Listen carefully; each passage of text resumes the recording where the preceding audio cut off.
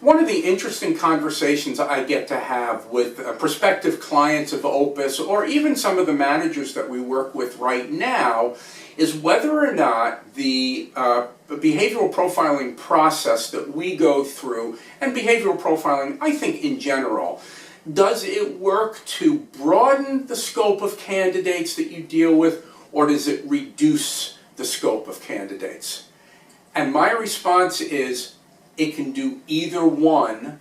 It really depends on what it is that you're trying to accomplish and what your goals are.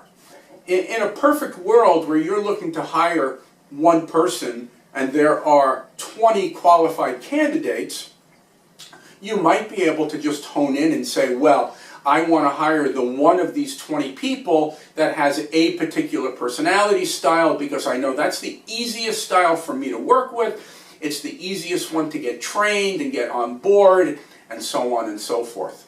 But that's typically not reality. And especially in the technology industry, good people are very hard to find. And when you find somebody that's competent and you want to be able to add that person to your team, you're typically not going to be asking yourself the question, how do I rule this people out? You're going to be saying, how can I bring this person on board? So here are some of the things I'd like you to consider. It's our natural tendency to want to hire people in our own image.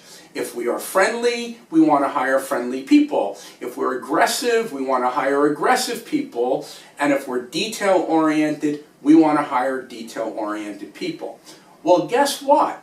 If you stick to that message, you're going to eliminate 75% of the population because only 1 out of 4, and that's in round numbers, it's not exactly 1 out of 4, but for all intents and purposes, you're eliminating 3/4 of the people that you might be able to talk to. So first and foremost, recognize that personalities other than your own can be effective in doing the job. That's the first key step. And one of the ways to be able to see that is look at some of the other people that you may have on your team, or maybe they're on someone else's team, but you know them, and look at how they are capable of being effective in doing the job. Because when you can kind of get in your head that image of, oh yeah, I recognize that. This person's not just like me, or they're not just like other people I've hired, but they are effective, it allows you to see that that person can be successful. So that's number one. Number two is learn how to be a more effective manager working with people that are not like yourself. And that means stepping out of your own personality style and understanding where people are coming from, how they look at things, and what motivates them. One of the key reasons we have a motivation exercise as part of the profiling process is to allow the individual that you've asked to do the profile to give you direct response as to what's motivating them. Be careful not to become critical of their motivators. Recognize that what motivates someone else could be very different from what motivates you. Learn from that and be a better manager as a result of that. And then lastly, focus on what needs to be done, not how to do it.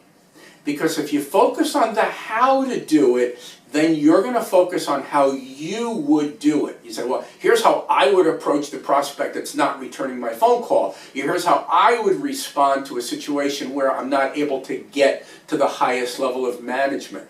Well, the way you would do it may not be comfortable for the person that you're working with. So focus on what needs to be done and then be open to discussion in terms of how the other person's able to do it.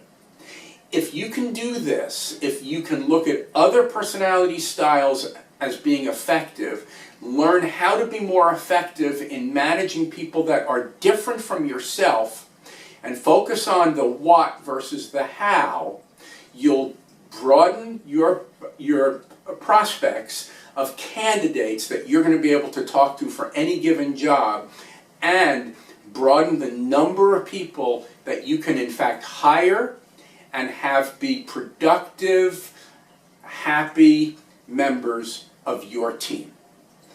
Thanks for listening.